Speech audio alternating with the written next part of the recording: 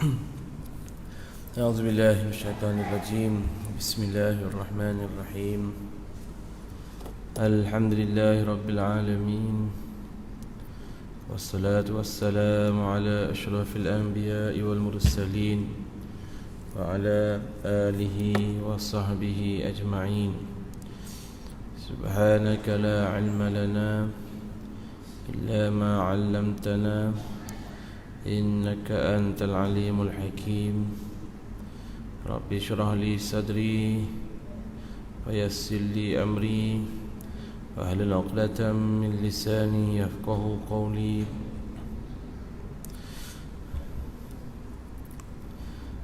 نوينا التعلم والتعليم والتذكر والتذكير والنفع والانتفاع والإفادة والاستفادة، الحث على التمسك بكتاب الله وسنة رسوله، والدعاء إلى الهدى والدلالة على الخير، ابتغاء وجه الله ومرضاته وقربه وثوابه.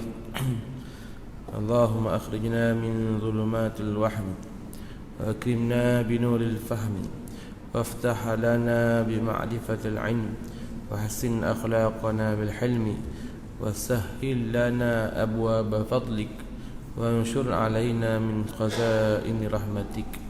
اللهم زينا بالحلم وأكرمنا بالتقوى وجملنا بالعافية. أما بعد. Assalamualaikum warahmatullahi wabarakatuh.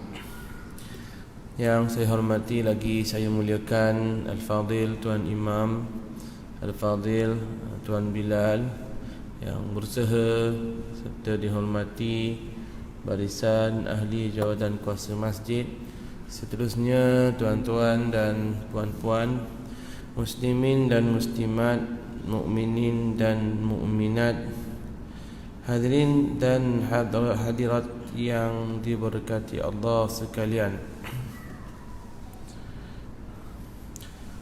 Alhamdulillah, sama-sama kita memanjatkan syukur kehadrat Allah Subhanahu wa taala kerana dengan limpah kurnianya dapat kita bersama-sama pada malam ini bagi meneruskan lagi perbincangan kita seperti biasa. Kita mengharapkan mudah-mudahan Allah Ta'ala menganugerahkan ilmu yang bermanfaat buat diri kita, insya-Allah. Muslimin yang dirahmati Allah sekalian, kita sambung perbincangan kita seperti biasa menerusi kitab idaman penuntut pada menghuraikan yang kusut penggal yang pertama, muka surat 24, bab pembatal wudu. Bab pembatal wudu. Muslimin dirahmati Allah sekalian. Qala al-muallif rahimahullahu ta'ala wa nafa'ana bi'ulumihi fid darain amin ya rabbal alamin. Pembatal wudu yang ke-12.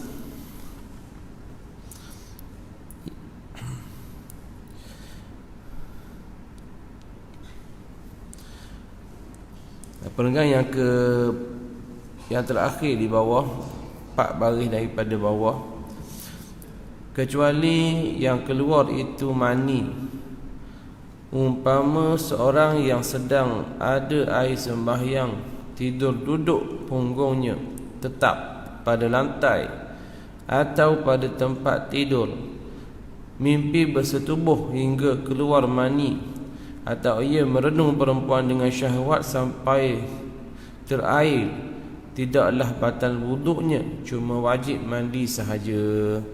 Tuan-tuan berkata Allah sekalian, perkara pertama pembatal wuduk ialah keluar sesuatu daripada kubul dan dubur, iaitu daripada kemaluan depan dan kemaluan di belakang, ataupun kemaluan tengah. Mana ada, saja je. Kubur depan belakang, tengah tak ada. Tu reka je tu. Ke ada? Bocor setengah, tak tahu mari mana. Tengok lubang hidung bawah. Tak ada. Tu reka, mana ada. Dia hanya ada kubur dan dubur sahaja. Kalau lubang lain tu gudih barangkali, ataupun baru sudah bekam. Tu lubang lain tu. Tu tak ada kaitan dengan kubur dan dubur tuan-tuan. Iaitu pada kemaluan depan dan kemaluan belakang. Segala perkara yang keluar maka membatalkan wuduk. Walaupun sekadar angin. Angin je. Nak kata ketuk tak bau tapi angin keluar. Bunyi gegos saja. Contohnya, tetap dikira keluar sesuatu daripada kubur dan dubur. Melainkan satu saja pengecualian tak batal wuduk, iaitu keluar mani. Special. Keluar mani tidak membatalkan wuduk. Tetapi dah bila keluar mani, boleh tak dia terus sembahyang? Isu dia. Bila dah keluar mani, bolehkah dia terus sembahyang? Faham tak tuan-tuan? Kata tadi, keluar sesuatu daripada kubur dan dubur, kemaluan depan dan kemaluan belakang menyebabkan batal wuduk, kecuali keluar mani tidak membatalkan wuduk. Jika seseorang tu dia keluar mani, contohnya kata pengarang dia tidur dalam keadaan duduk, tak batal wuduk. Tidur dalam keadaan papan punggung tetap atas lantai, tak batal wuduk. Tertidur, dalam tidur, bela-bela tidur duduk tu mimpi juga. Orang kata mimpi basah. Kalau tidur nerak pun dah lagi. Tidur duduk keluar juga. Tu memang nafsu kuda lah. Ataupun tiap kali 3 beseng dia bahang malam baru ni. Dah lepas jadi duduk tu mimpi juga keluar mani. Maka boleh tak dia bangkit daripada tidur dia tu terus dia sembahyang? Nak kata batal air sembahyang dengan sebab tidur, tak, sebab papan punggung tetap atas lantai. Nak kata keluar mani, tak, sebab mani bila dia keluar tidak membatalkan wuduk. Jadi di sini dalam situasi yang demikian, bolehkah dia terus bangun tok bila qomat terus dia jadi imam? Topok air mani depan tok imam.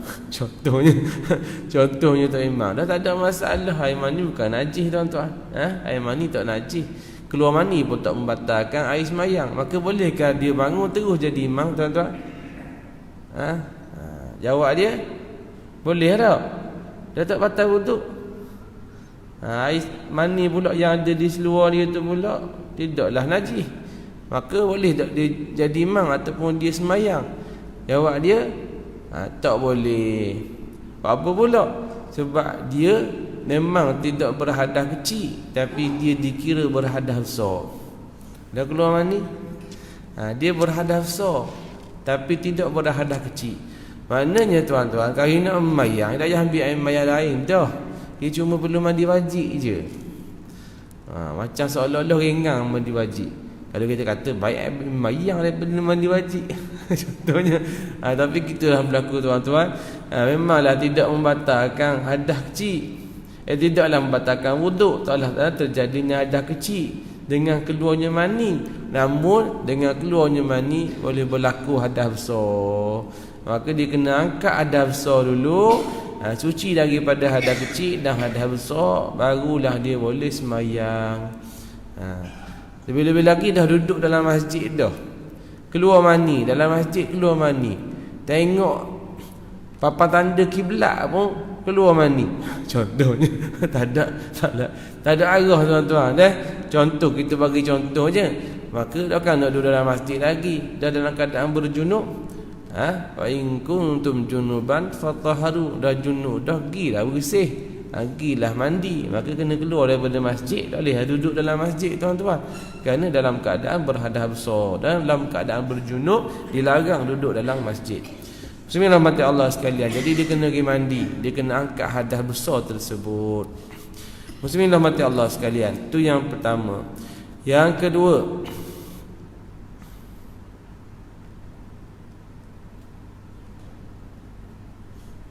kita baca dah ni. Kedua kita baca dah.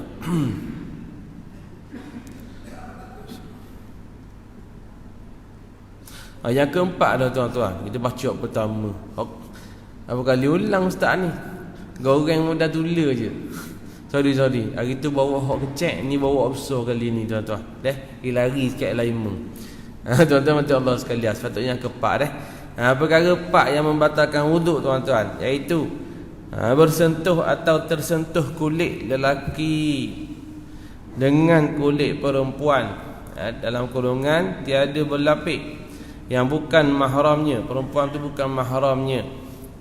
Yang ni antara keduanya tidak haram berkahwin sekalipun salah seorangnya sudah mati. Yang ni batal orang yang hidup.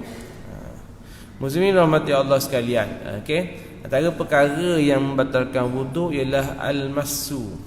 Al-massu ni maknanya sentuh. Bukan al-massu, al-lamsu. Aula mastumun nisa. Aula mastumun nisa. Itu sebut dalam Al-Quran. Saling bersentuh antara lelaki dan perempuan. Bersentuh benda, bersentuh kulit. Bersentuh apa? Bersentuh kulit. Maka dalam Al-Quran ada sebut, maka kena gi ambil air semayang balik, kena gi angkat hadas balik. Kenapa? La mastumun nisa, saling bersentuh kamu dengan perempuan. Maka di sini dasarkan ayat ni, maka dalam mazhab kita, mazhab Syafi'i,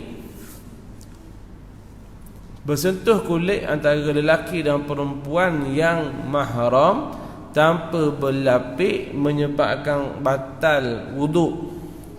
Kalau mazhab Abu Hanifah dia tak, sebab dia mentafsirkan maksud aula mastumun nisa ni bukan dengan maksud sentuh kulit, dengan maksud saling bersetubuhan.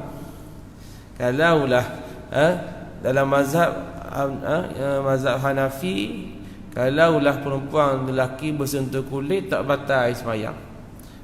Okey, macam ringan sikit, tapi tak apalah, tu pandangan daripada ulama Hanafi. Kenapa? Kerana pada perkataan tu dimaksudkan saling bersentuh ni ialah dengan maksud bersetubuh. Kerana apa? Kerana dalam Al-Quran Allah Ta'ala bila menyebut berkenaan dengan bersetubuh, Tuhan tak akan kabur dengan direct bersetubuh. Tidak, Tuhan akan sebut dengan lamastum, dengan an-nikah, fa'tu harthakum anna syi'tum, datanglah kepada ladang kamu bila-bila masa kamu nak, macam mana kamu nak. Jadi tak ada Tuhan sebut bersetubuh direct bersama-sama suami isteri secara langsung. Tak ada buah qiyah dalam Al-Quran. Maka di sini dimaksudkan la mastum, di sini dalam mazhab Hanafi saling bersetubuh barulah batal sembahyang. Sentuh kulit tak batal. Tapi tu cuma untuk makluman je tuan-tuan, jangan pakai lagi. Untuk kita mazhab Syafi'i ini, saya nak bagi tahu saja ke pelbagai yang mazhab, ataupun nak bagi tahu bahawa ada pandangan berkenaan dengan perkara demikian. Namun yang muktamadnya kita dalam mazhab kita Syafi'i, aula mastum, saling bersentuh kulit antara lelaki perempuan yang bukan mahram, maka boleh menyebabkan batal wudu. Boleh menyebabkan batal wudu. Ya, bukan mahram lah, yang tidak boleh kahwin, tidak ada masalah bersentuh, tak batal. Contohnya kita tengah ambil air semayang, nak sembahyang subuh, tiba-tiba anak minta izin ayah, salang, anak puang kita minta izin ayah nak salang, nak pergi sekolah. Masa tu pukul 7.30, tak sembahyang kita. Contohnya ada air semayang dah, batal dah anak salang? Tak batal. Tu juga dengan mak, mari mari anak laki dia nak salang, anak saudara dia laki nak salang, anak lelaki sebenar, anak saudara lelaki yang sebenar lah, bukan hak sabit ni, bukan hak sabit, hak sebenar. Maka tidak membatalkan wuduk, kerana hubungan mereka adalah hubungan mahram, tidak boleh berkahwin. Yang membatalkan wuduk ialah hubungan yang boleh berkahwin, yang tidak mahram. Hurrimat alaikum ummahatukum wa banatukum wa ammatukum wa khalatukum wa banatul akhi wa banatul ukht wa ummahatukum allati arda'nakum wa akhawatukum minar radha'ah wa ummahatun nisaikum wa raba'ibukum allati fi hujurikum min nisaikum allati dakhaltum bihin, ila akhir ayat. Ini ayat-ayat Allah Ta'ala dah kelaskan golongan-golongan yang menjadi mahram, golongan yang menjadi mahram bagi lelaki. Hurrimat alaikum ummahatukum, diharamkan bagi kamu berkahwin mak-mak kamu. Okey. Kemudian hurrimat alaikum ummahatukum wa banatukum, dan diharamkan berkahwin juga dengan anak perempuan kamu. Wa ammatukum wa khalatukum, mak saudara kandung, pak saudara kandung, mak saudara kandung belah ayah, mak saudara kandung belah mak. Wa banatul akhi, anak saudara kandung bukan hak sabik. Wa banatul akhi wa banatul ukht, anak saudara, anak perempuan, saudara perempuan. Wa ummahatukum allati arda'nakum, dan mak-mak yang mana menyusukan, bagi sebagai ibu susuan. Wa akhawatukum minar radha'ah, dan saudara-saudara yang sesusu, atau kita panggil sebagai saudara susuan, dan selain-lainnya lah. Itu adalah kategori-kategori yang disebut dalam Al-Quran sebagai orang yang haram dikahwini. Maka tidak membatalkan wuduk bersentuh dengan mereka. Selain daripada itu, maka boleh berkahwin walaupun umur lelaki 21, umur mocik tu kat 160, keduk habis muka. Mana kalau baju dak gosok, dak keduk setara tu. Contohnya kita kata Allah, waktu pun ada selera ke, ada kira lah, lagi boleh kahwin, maka batal sembahyang. Allah ustaz bagilah contoh comel sikit, logik sikit dah, kita bagi hak gitu selalu. Maknanya kalau lah kurang daripada tu lagilah. Ada orang umur 17 balik dah lelaki, dia setuh dengan makcik umur 100 tahun. Tak ada rupa dah makcik tu, macam nenek kemayang pula. Tapi kalau setuh batal sembahyang, sebab hubungan dia mahram, boleh berkahwin. Kaki ke 100 tahun nikah juga oleh ada. Mungkinlah bukan kerana nafsu, kerana mungkin nak temang, mungkin nak mengelakkan fitnah, wallahu alam. Tapi maknanya boleh berkahwin antara keduanya. Maka kalau setuh batal sembahyang. Begitu juga tuan-tuan mati Allah sekalian, ramai yang tak tahu bahawa bersentuh kulit antara suami dan isteri juga membatalkan wuduk, membatalkan air sembahyang. Apa pula isteri kita kan, sebab dia nikah denganmu yang jadi batal air sembahyang tau. Kalau dia boleh nikah denganmu, dia tak jadi dah binimu. Kan royak dah tadi kan. Kalau lah tak boleh kahwin sebab mahram, maka tak batal sembahyang. Dah bini tu boleh kahwin tak dengan kita? Boleh kahwin tu. Jadi bersentuhan dengan bini, dengan isteri, maka batal air sembahyang kedua-duanya. Yang menyentuh batal, yang disentuh batal. Ni yang menyebabkan ramai orang lelaki ngamuk. Tengok-tengok ambil air sembahyang semua. Dah lah ambil air sembahyang ni cukup syarat. Basuh tangan 3 kali, baca bismillah. Doa saja kat 13 minit. Contohnya basuh tangan cukup 3, kemudian komo lagi, komo habis kocok mulu. Contoh 3 kali cukup. Sedut air kat hidung lagi, sedut kat air kat hidung, keluar kat kiri, sedut kat belah kiri, tubik belah kanan. Bersih pula hidung dia. Basuh-basuh muka semua rata, habis janggut-janggut kata belaka. Habis komplit dah. Baru keluar bilik air, pok bini tepuk atas belakang. Masa tu dak pakai baju, khepah atas belakang, bang, surprise. Bini tepuk nak kejut kita pun kejut khepah lalu contoh. Dua-dua batal sembahyang tuan-tuan. Jadi hati-hatilah, biasa banyak perbalahan berlaku dengan sebab demikian. Contoh biasa orang lelaki dia ialah hot temper sikit kan. Dia ni mungkin pandai barang sikit, dah boleh. Lalu bagian dah beradang, dah ambil sembahyang, bini mari curi. Ataupun bini saja buat netai. Abang dah sembahyang, jangan dekat. Dak gitu kan nak batal sembahyang, dak nak dekat je, nak cerita. Tengah-tengah cerita, orang perempuan ni cerita bukan cerita gitu. Dengan tangan-tangan terbang. Abang awak apa sebab tangan ke contoh. Allah abang ni kepan tak perasan. Lelaki merah muka. Aku ayat dah tadi kan. Ada air semayang. Itulah orang lelaki ni dia kena penyabar. Tengok macam mana kan. Orang lelaki kena penyabar. Itu juga ada permainan yang orang lelaki boleh dominan. Ada perempuan, ada ketikanya perempuan tak boleh nak dominan. Contohnya apa tuan-tuan? Contohnya kalaulah permainan ni permainan batai sembahyang. Biasa mula-mula nikah je. Lepas anak 3 orang memang tak akan main sampai ke mati permainan ni. Mula-mula nikah biasalah dia excited tuan-tuan. Tapi lelaki dominan dalam permainan ni, orang perempuan tak boleh dominan, bahaya. Contohnya dia contohlah baru-baru nikah kan. Baru-baru nikah, tunggulah orang perempuan pergi ambil air sembahyang bilik air. Okey. Lelaki nusuk bawah katil. Nusuk bawah katil. Kemudian bila dah orang perempuan keluar bilik air dah ambil sembahyang, pun lelaki keluar. Cuk. Cuk, sentuh batang hidung. Orang perempuan kata, alah abang ni batal air sembahyang saja. Janganlah buat macam tu. Biasalah mula-mula nikah, mesti dia dah kan, ngajuk sekejap. Tak apalah abang tak buat dah. Lagi ambil sembahyang pula. Lelaki nusuk dekat belakang lasir. Orang perempuan siap pakai telekung dah, nak main lela dah. Cuk. Lagi farah. Allah, siap pakai telekung dah. Batal air sembahyang, pecah semula. Pecah semula. Gitu sama. Lah kali tiba giliran suami pula ambil air sembahyang. Orang pun nusuk dalam mesin basuh. Contohnya. Nusuk.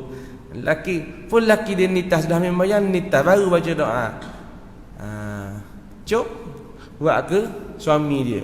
Suaminya automatik khapma lalu atas muka. Dalam permainan ni orang pun tak boleh nak dominan. Tak maaf banyak dah. Lepas pada tu kedua-duanya insaf. Tak main terus dah. Tu biasa muda-muda dulu, masa mula-mula nikah. Apa-apa nikah tak main dah. Macam budak-budak. Malah nak 2-3 kali ambil sembahyang. Lepas tu nak kena kesak pula.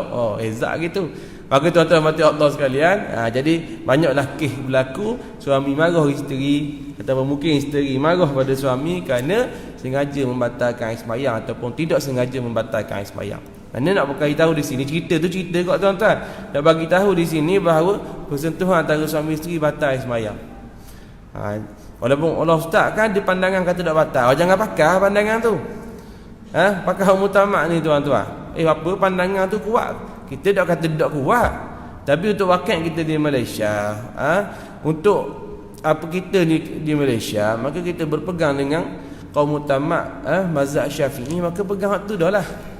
Cuma nak implement ataupun nak beramal ketika berada di Mekah, mungkin adalah sedikit kesukaran. Kenapa? Dalam keadaan bolok-bolok gitu, kalau kita jemaah perempuan mungkin boleh pakai stokeng. Beres pakai kain kana, pakai telekung. Ketika ihram tersebut, orang lelaki ezak, mana boleh pakai stokeng masa ihram kan, nak tawaf. Dah tawaf pula bukan dia seorang. Bukan sejak kampung pun tak ada orang ni. Mekah penuh semua orang tawaf. Mana boleh nak tawaf seorang, tak ada tawaf seorang, tawaf ramai-ramai bolok gitulah. Orang lelaki pula pakai lebih kurang. Pakai lebih kurang, pakai maknanya pakai lebih kurang, maknanya pakai mana boleh pakai kain sarung kan. Pakai macam tualah gitulah. Bawah se, atas se. Sebab tu orang tanya, dah sajak pergi Mekah tu dipakai kain ihram ke mana? Contohnya kan viral ni kan. Isu ni macam mana sajak pergi buat umrah. Persoalan. Lalu orang tanya, "Ya dah lepas kau ni immigration?" Orang ambil gambar rupanya pakai baju lelaki. Tapi orang tanya pula, dah guna pula dia buat umrah, dia pakai ihram lelaki ke ihram puang? Kalau pakai ihram puang, dia lelaki, contoh kalau lah wallahu a'lam, tak tahu jantina dia benda. Kalau dia lelaki, dia pakai ihram puang, maka kena dang lah, pakai jahit. Tu tak tuan-tuan? Kalau lah dia lelaki, dia pakai ihram lelaki, gelepok pak agak. Tengok rambut panjang pula, kulit putih sedepuk gitu Ini pula hot depan tu, ke depan molek. Bonjok molek, puing. Pakai ihram lelaki macam mana? Itu masih lagi menjadi persoalan. Tak payah bahas cara apa orang. Cara apa orang ni sibuk cara benda tu. banyak lagi punya cara. Wallahu a'lam, serah pada dia. Kita kembali pada perbincangan kita. Jadi di Mekah tuan-tuan, orang lelaki ni tu saja selingang je nak khabar tu, bukan nak memburukkan siapa-siapa dak, nak khabar isu yang berlaku dan apa hukum yang berlaku. Waktu boleh tanya untuk peti dan sebagainya. Kembali pada perbincangan kita berdasarkan kita ni. Muslimin rahmati Allah sekalian, kalaulah dia orang lelaki dia pakai ihram kan, mesti ada buka tangan ni, kaki dia tak boleh pakai stokeng. Maka bila umrah tu dengan berepek-epek tu pijak ataupun sentuh kaki, sentuh tepuh. Kalau jemaah haji Malaysia pakai stokeng mungkin perempuan, tapi hak Arab tak pakai stokeng, dia pijak order. Hak Turki ni pijak order kaki kita. Dia berepek kan, dia salah dia. Berepek kadang-kadang dia pegang bahu kita. Dah kanlah setiap kali tak tawaf batal dia ambil mayang. Dah lah jauh tandah. Dah lah jauh tandah. Balik mula 2-3 langkah batal pula. Keluar mula. Waktu balik pula 2-3 langkah batal mayang. Keluar mula. 3 kali puasa. Dak lesar-lesar tawaf kudu. Tu dak kita tawaf bidak gitu. Berat menanam. Jadi tuan-tuan ketika itu kata sebahagian orang tukar pada mazhab lain. Kata mazhab lain yang mana kalaulah berada di sana kerana kesulitan, maka boleh taklid pada mazhab lain yang mengatakan tak batal bersentuhan. Jawab dia tuan-tuan mata Allah sekalian, sebelum berpindah kepada mazhab lain dia ada syarat-syarat dia. Takutnya berlaku talfiq. Talfiq ni huru-hara dalam ibadat. Tak boleh laku begitu. Kita nak ibadat comel. Maka untuk mengelakkan talfiq, maka ada syarat-syarat dia. Cuma kita nak fulfill ataupun nak dah cukupkan syarat tu tak mampu kita, sebab kita jahil tak mengaji mana. Kursus umrah pun 3 kali memotong. Apatah lagi kursus haji. Kursus haji pula orang cakap depan, cakap belakang. Mulalah bila kita tanah haram nak pergi haji, mula galuk. Siang pula mutawif. Soalan pelik-pelik timbul. Dulu masa kursus haji rasa terang dah. Kita tak dengar. Apa tak dengar? Kita cakap belakang, dia cakap depan. Hak tukang bagi kursus umrah syarah depan, dia syarah belakang. Mula penipala. Jadi tuan-tuan mata Allah sekalian, dalam keadaan gini tak perlulah kepada nak tukar mazhab. Jadi sulit pula. Sekadar dalam mazhab Syafi'i ada satu pandangan daripada Imam Al-Ghazali, Abu Hamid Al-Ghazali rahimahullahu taala mengatakan bahawa tidak batal wuduk. Pandangan ni pandangan yang lemah tuan-tuan, tapi tak apa, boleh kita beramal. Masih lagi dalam mazhab Syafi'i, tak perlu tubik pada mazhab lain, berpindah pada mazhab lain. Takut pening kita, takut berlaku talfiq, takut huru-hara ibadat kita. Kita nak ibadat macam mana? Maka pegang saja pada pandangan daripada Abu Hamid Al-Ghazali ini yang mengatakan yang disentuh tidak batal, yang menyentuh saja batal. Maka tuan-tuan, dah kita tengah buat umrah, kita bukan nak sentuh orang sentuh kita, tersentuh kita, maka tak batal bagi pihak kita. Bagi pihak dia, serah dia lah, mazhab dia mungkin wallahu a'lam. Tapi untuk kita disentuh, kita tak sengaja, bukan kita yang menyentuh, bukan kita dengan sengaja tuan-tuan nak menyentuh dia, maka tidak ada masalah. Di sini tak perlulah ambil air semayang lain, dan semayang masih lagi tidak dikira batal. Faham tak tuan-tuan? Jelas dah. Jadi tak perlu pada tukar mazhab. Jangan pening-pening, jangan jadi keliru, ataupun jangan pegang sangat dengan apa berlaku di Malaysia ni, dengan kata kalau sentuh sikit ambil mayang, sentuh sikit ambil mayang. Jadi rohak juga tuan-tuan, untuk diri kita kena bulak je lah. Dalam kadang dak apa gerak badan, bersesok-sesok lagi, tandah pula jauh dan sebagainya, maka boleh pegang dengan qaul dhaif ataupun pandangan dhaif dalam mazhab Syafi'i mengatakan yang disentuh tidak batal, selesai masalah. Tuan-tuan tapi yang muktamad je kita muktamad yang kita amalkan di Malaysia ni tuan-tuan, maka yang menyentuh dan disentuh batal. Tak ada masalah lah, sebab mudah jaga kat Malaysia. Bukan Mekah, kalau Mekah penuh dah sejik ni. Sebab Malaysia banyak orang siapa orang kata tiang banyak ada orang ni contohnya. Tapi tak apalah tuan-tuan mata Allah sekalian, barang yang boleh jaga kita jaga. Jadi masa tu lelaki kulit lelaki dan perempuan, maka menyebabkan batal air semayang. Haram satu hadah bersentuh kulit lelaki dan perempuan yang bukan mahram, haram satu hadah, batal air semayang satu had. Memang kata lah apa batal iman kita ambil mula air mayang. Satu hadah waktu air mayang hak bahagian haram.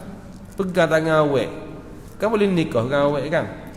Ke pia kasih dengan adik-adik sendiri. Tak. Kasih dengan adik orang boleh berkahwin antara keduanya. Maka pegang tangan pergi jalan kat taman-taman. Okey. Awak pegang tangan saya tak apa ke? Ustaz kata tak apa sebab batal wuduk je. Contohnya. Orang mengaji juga tahu tu. Memang batal wuduk tapi dosa lain pula cerita dia. Dia kira dosa lah. Mana boleh buat perkara macam tu kan? Ustaz kata batal wuduk je. Je tambah belakang lah. Aku tak kata pun. Aku kata batal wuduk. Nak tambah lagi dosa kena dosa tetap dosa tuan-tuan. Dosa tetap dosa tuan-tuan. Muslimin rahmati Allah sekalian, tu yang bersentuh berlapik lah. Tu yang bersentuh yang tidak berlapik. Tapi kalau bersentuh dalam keadaan berlapik, walaupun nipis sekalipun, nipis yang mana taklah nipis sangat, nipis sampai sentuh terasa kulit je. Tak, nipis tu macam nipis macam lendang nipis itu kan. Tu dikira masih lagi berlapik. Maka berlapik tidak ada masalah lah. Kalau dulu orang tua kapung dulu, bandar-bandar kurang dah. Orang tua kapung dulu kan, dia nak salam dengan tu imam, dia bekat tu imam. Kita royak ni kita jadi imam kapung, kawasan-kawasan Liulu tu lah. Dah jadi imam terawih tu, dia tunggu luar sejik nak salam dengan tu imam. Kawan tu pokok 3 dah. Kita tengok makcik dah nak salam kan. Yelah, kita lelaki, muka handsome pula. Contohnya, tak ada kaitan pun benda tu tuan-tuan. Nak salam kan, kalau tak salam, dia memang mungkinlah dia ingat salam tu tak ada masalah kan. Jadi pandai juga dia ambil lekung dia tudung dia, dia tak tangan dalam. Dia nak salam juga. Jadi kita salam lah. Salam berlapik, bukan kerana nafsu tuan-tuan, nafsu dia kok pokok 3 dah. Tapi salam juga lah. Kenapa? Kerana nak jaga hati dia. Kalau kita tak salam dah hadap dia gitu. Tapi dulu-dulu lah ni, cerita dulu, bukan cerita sekarang. Hadap dia gitu. Mana kalau kita tarik tangan dia terasa hati, dia akan rasa persepsi negatif pula. Jadi kita meraihkan dia dan dia pula dah ajuz, dia dah tua dah lorak dah. Maka salanglah sekarang buat syarat je. Dengan jarak tidak menimbulkan fitnah. Tak ada tu bila kata tu imam ngorak tu. Tak ada. Lain hak salang tu umur 18, ni umur 86 contohnya. Tak ada dah tu bila kata mana nak ngorak tu tak imam dah. Orang faham belaka dah. Kalau kita ada dia tak menimbulkan fitnah, maka salang juga tapi dia ulu tangan dulu, bukan kita ngada tiba-tiba nak salam orang. Tu tak imam bengong tu. Orang ngada lebih-lebih pula. Tak apa ustaz kata berlapik tak apa. Tak apa. Jawab tuan-tuan, kira pula ambil dosa fitnah. Ada pula situ kan. Dosa salah dah berlapik tak apa ustaz kata. Ya dah berlapik, tapi dosa fitnah ada lagi. Mengejutkan barang fitnah tu lain pula cerita dosa dia. Jadi kalau benda tu tengok pada uruf lah tuan-tuan. Tapi kita goleknya di Malaysia, maka salah-salah yang bukan mahram akan menyebabkan fitnah satu, dosa satu. Benda tu pula mendekatkan diri kepada az-zina. Maka jauhkanlah, elokkanlah tuan-tuan. Muslimin rahmati Allah sekalian. Begitu juga kata pengarang di sini, kalaulah menyentuh orang mati pun. Menyentuh orang mati, maknanya apa? Maknanya contoh Tok Imam kan, Tok Imam nak membayang, letak akan di depan jenazah puang. Okey, mari sebelum nak membayang tu, anak dia buka muka dia, buka kapang, buka muka sikit apa yang nampak. Tok Imam dah buka kan, nutup dia akad tak tepi kan, atau buka sikit. Lepas tu Tok Imam muka dia buka lah. Jadi Tok Imam baru nak kata okey, betulkan sah, rapatkan sah. Okey, Allahu Akbar. Tok Imam Allahu Akbar tu bila pun duk rapat sangat, Allahu Akbar, salah langgar punggung Tok Imam. Gitu Tok Imam masuk dalam keranda. Contohnya salah tak, kita beri contoh je ni. Bocor kekah kita kata Tok Imam. Terkenalah apa dahi Tok Imam pada muka jenazah. Nak beri contoh je ni tuan-tuan. Soalan dia, batal tak air semayang? Dah jenazah puang. Bukan mahram lah. Datuk Imam tak ada kaitan pun. Dia lepas keluar pintu dapat 2 sapu beres ha. Contohnya Datuk Imam tak kisah. Tapi tengok namanya Tok Bila tolak. Dah mungkinlah apa nama Tok Bila padang obes tertolak Tok Imam tu pun cokan kaki atas atas. Contohnya. Tersentuhlah kulit dengan jenazah. Batal tak sembahyang? Jawab dia batal. Sekalipun bersentuhan dengan orang yang dah mati. Lepas tu hak jenazah tu kena ambil sembahyang pula tak? Tak perlu dah. Jenazah ni dia tak batal dah sembahyang dia. Bila dah diambil sekali sembahyang dia tak batal dah. Mandi wajib pun tak perlu mandi wajib dah. Tapi bagi orang yang hidup kena ambil semula sembahyang. Contoh kita bagi contoh dia tak berlaku pun. Tapi anda kata berlaku, hak itulah hukum dia. Nak bagi tahu bahawa walaupun dah jenazah tu mati, bila yang menyentuh dia yang hidup bukan mahram, maka yang hidup tu batal sembahyang, kena ambil semula tuan-tuan. Muslimin dan muslimat tuan-tuan mati Allah sekalian. Kata pengarang lagi, yang dimaksudkan dengan laki-laki dan perempuan dalam masalah sentuh kulit ini ialah mereka yang telah sampai had yang diingini oleh syahwat.